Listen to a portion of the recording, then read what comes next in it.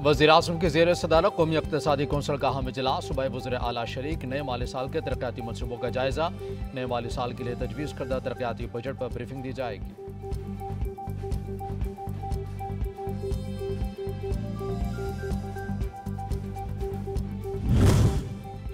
Supreme court ने justice Faez ईसा और आडियोली commission के दीगर अरकान के खिलाफ तौहीन अदालत की दरख्वास्त पर फौरी समाअत की इस्तदा मुस्तरद कर दी। दौरान समाअत चीफ जस्टिस ने रिमार्क्स में कहा, मामले पर कार्रवाई अदालत का इस्तेहकाक है। जजिस को दरख्वास्त में फरीक नहीं बनाया जा सकता।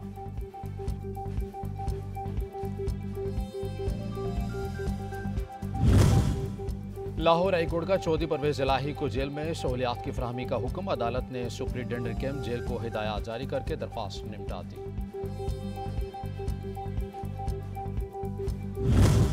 पाकिस्तान और IMF के दरमियान कर्ज प्रोग्राम की बहाली पर डेडलॉक बरकरार। मालियाती इदारे की 14 जून को शेड्यूल।